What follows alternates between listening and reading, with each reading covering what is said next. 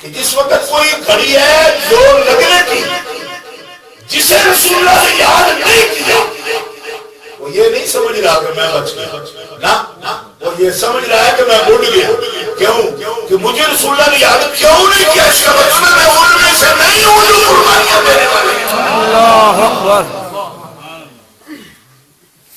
یہ مثال بھی قرآن کے اندر موجود ہے۔ اب یہ نہ سمجھنا کہ یہ پتہ نہیں کیا خیالات پیش کر رہا ہے ہمارے ساتھ۔ الثلاثۃ الذین خلفوا حتی اذا ضاقت علیہم وظنوا اللہ ملجأ من اللہ الا الیہ۔ جو پیچھے رہ گئے تھے تین ضاقت علیہم الارض، حالانکہ جب پیچھے رہ گئے تو جان بچ گئی، ان کو تو خوش ہونا چاہیے تھا کہ ٹھیک ہے وہ جان بچی، سو لاکھ ہو پائے نہ ضاقت علیہم الارض، قافلے کے ساتھ نہیں جا سکے، اب زمین تنگ ہو گئی، ضاقت علیہم الارض وضاقت علیہم انفسہم، جانیں تنگ ہو گئی، زمین تنگ ہو گئی، کیوں؟ اس خیال سے مر مر جاتے تھے اس کے ساتھ قافلے کے جانا تھا، آپ نے تو سب سے آگے ہونا تھا، پیچھے کیوں رہتے؟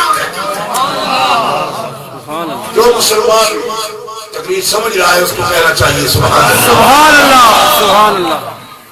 یہ ہے عاشقوں کا طریقہ، حضور کو ماننے کا طریقہ یہ ہے۔ سبحان اللہ۔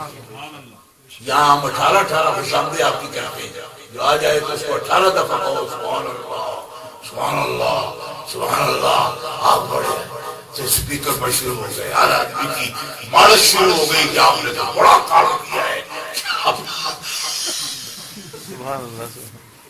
جو کچھ بیچارے ہمارے یتیم محفل کا حال ہوتا ہے تو میں چھوڑ کے دیتا ہوتا رہتا ہوں، کئی دفعہ ہو کیا رہا ہے ہمارا، ہم مسلمانوں کو مسلمان بنایا مالش کر کے ہوتی،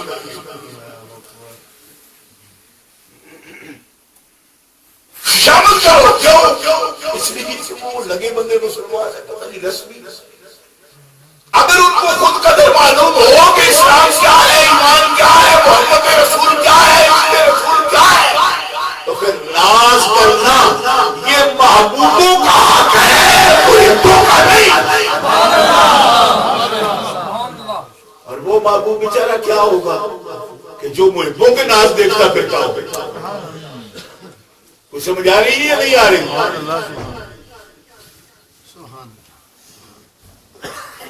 پھر تو وہ محب محبوب ہو گیا، محبوب تو محبوب ہی نہ رہا،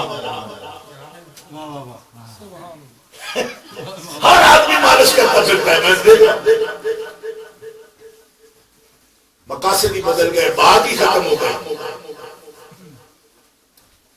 محبوب کا ناز ہے لیکن سب کے سامنے نہیں ہے، وہی رسول گرامی ہے۔ باقی مثالیں ان کی سیرت کی یہ بیان کر رہے ہیں، وہ تو کافروں کو بھی چبیر آپ اٹھا کے کھلاتے تھے، انہوں نے تو کفار کے ساتھ بھی یہ کیا۔ ہم یہ مثالیں بیان کرتے ہیں کہ صحابہ اس کے لیے جانے مارتے تھے، کیا مطلب؟ ہم ان کو محبوب کے رنگ میں دکھا رہے ہیں۔ بات سمجھ آ رہی ہے نہیں آ رہی؟ ہم وہ مثالیں صحابہ کی پیش کر رہے ہیں، وہ مثالیں مشکلات کی پیش کر رہے ہیں، کیوں کہ وہ یہ سمجھتے ہیں کہ نبی کریم علیہ السلام محب ہیں، اس بات کے چاہنے والے ہیں، اس بات کے کسی نہ کسی طرح یہ دین لے لیں، اور ہم یہ دکھا رہے ہیں آپ کے سامنے کہ اللہ کے حبیب کی عظمت و محبت رب نے جن کے دلوں میں ڈال دی، انہوں نے کبھی حبیب کو تکلیف میں رہنے نہیں دیا۔ سبحان اللہ۔ ہم یہ بات دکھا رہے ہیں، جذبہ ایک حاصل ہوگا ان کے ساتھ، لیکن مقاصد کا بڑا فرق ہے، وہ عظمت کے ساتھ بات آئے گی۔ یہ بنیادی فلسفہ ہے، وہ بنیادی گہرائی کی بات ہے، اگر ان پر اترنا تو مبلغ دونوں بیٹھے ہیں، بدلی کس انداز سے بات کر رہے ہیں۔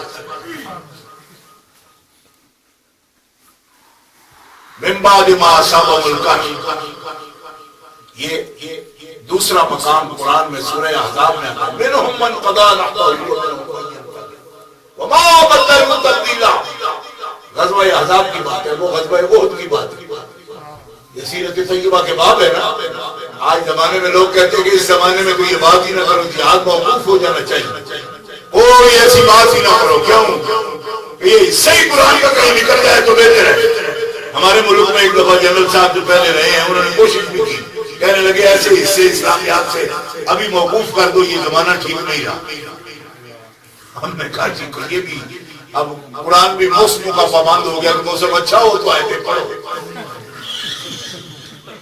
ٹھیک ہے ٹھیک ہے بھائی، ایسا بھی ہو، کس موسم میں کیڑی آیت پڑھیں؟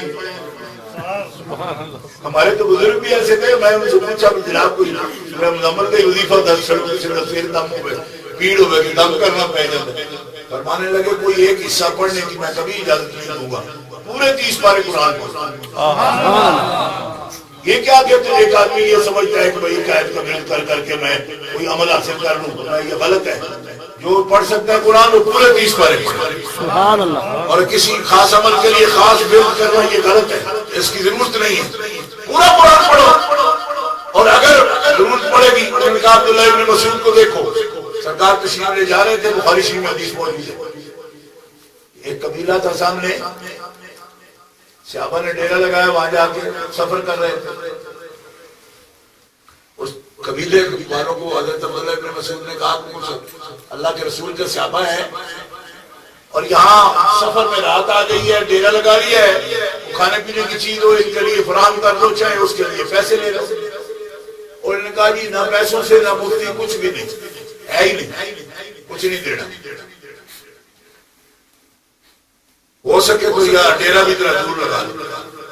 بعد ہوتے ہیں نا بلمانس اس قسم کے، انہوں نے کہا ٹھیک ہے دور لگا لیتے، اوپر ٹبا سی دور کیا ادھر سے جا کے خیمہ لا رہے۔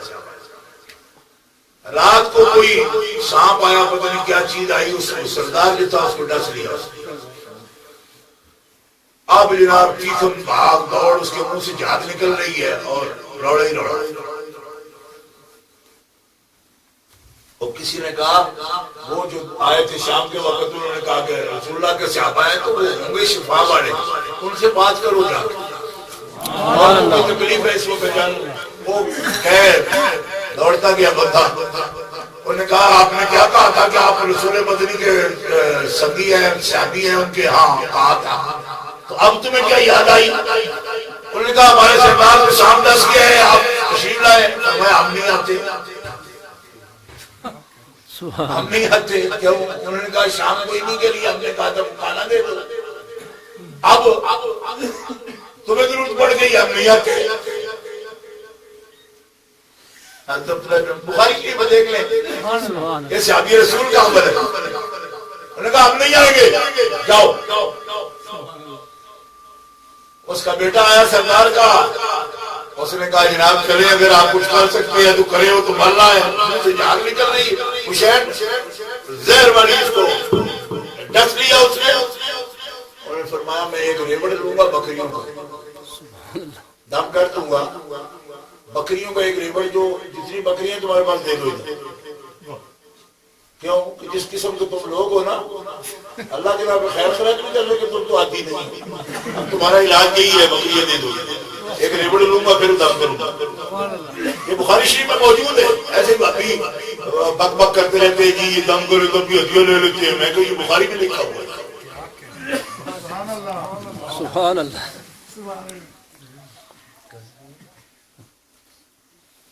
بخاری شریف میں اگر نہ ہو تو میں ذمہ دار ہوں، لیکن ایسے ہی منکروں سے ہی لینا چاہیے مانگ کے، ورنہ حضور کا طریقہ نہیں ہے یہ کہ مانگ کے کوئی ہدیہ لیتی ہے۔ ہدیہ ہوتے ہی وہ ہے جو بن مانگے ہو، مانگ کے لیے جائے فکس کیا جائے وہ ہدیہ نہیں رہتا، اجرت ہوتی ہے، اور اجرت رسول والے لیتے ہی نہیں۔ یہ فرق ضرور ذہن میں رکھنا۔ نعت خان طے کرے، مولوی طے کرے، پیر طے کرے، سب غلط کرتے ہیں، کیونکہ وہ اجرت بنتی ہے اور یہ مزدور نہیں ہے۔ اگر یہ رسول اللہ کے نمائندے ہیں تو مزدوری نہیں کرتے۔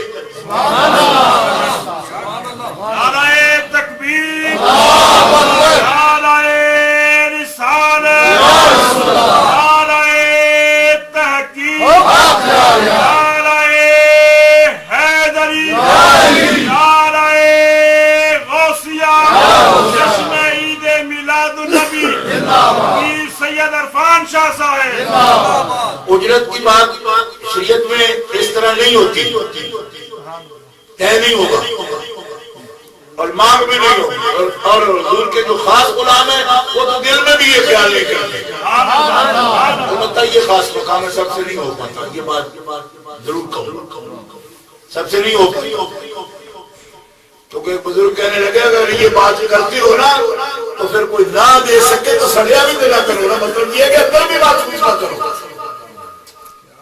یہ نہیں کہ صرف منہ سے نہیں کہہ سکتے ہو، اندر بھی بات پوچھنا کرو، لیکن اگر سردے جاؤ تو انہوں نے دیتا تو اس سے بہتر ہے کہ پھر جائے ہی نہ کرو، سبحان اللہ، سڑو بھی نہیں کہ کچھ نہیں دیا،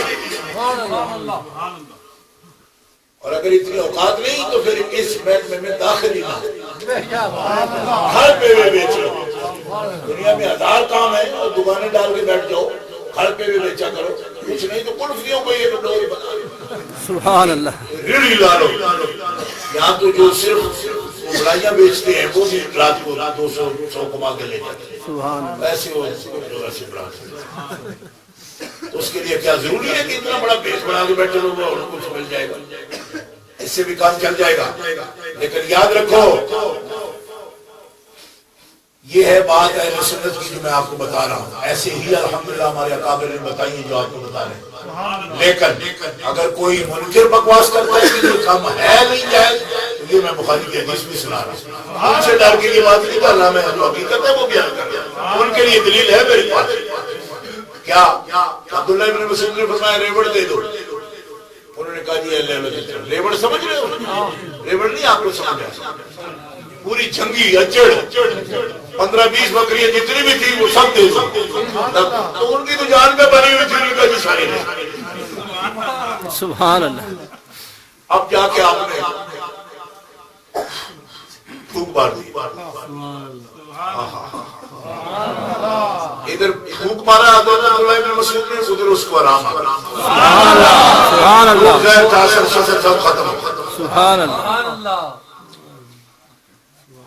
اللہ اکبر، بکریاں آ گیا، مدینہ شریف آ گئے، نبی کریم علیہ السلام کے سامنے بیان کیا، اس وقت سرکار تشریف فرما نہیں تھے، تھوڑی دیر بعد تشریف لائے تو صحابہ کرام اور جو دوسرے تھے انہوں نے یہ واقعہ بیان کیا، یعنی ان کے لیے نیا واقعہ تھا، ایسا ہوتا نہیں تھا نا کہ سرکار کسی کو فرمائی یہ دے دو تو میں دے کر دیا، تو صحابہ نے کہا دیا تھا، اب ان کو تعجب بھی ہوا تو عرض کر دیا یا رسول اللہ عبداللہ ابن مسعود نے یہ کیا ہے، حضور تبسم فرمایا اور فرمایا ابن مسعود سے کہ تم نے کیسے دم دیا، سبحان اللہ، کیسے دم، اس کا مطلب ہے حضور دم والی کوئی آیت یا جگہ سکھاتے نہیں تھے، ورنہ پوچھنا نہیں تھا، آپ کو پتا ہونا تھا زہر والا دم یہ ہے تو اس نے وہ کیا ہوا، اس لیے پوچھا بس تجھے کیا کیا، یہ بات ہے سمجھنے والے، کیونکہ اگر اس پیر کے مرید تھے تو پیروں کو تو پتا ہوتا ہے نا وہ مرید کو میں نے کیا بتایا ہوا ہے، اس کو پوچھنے کیا ضرورت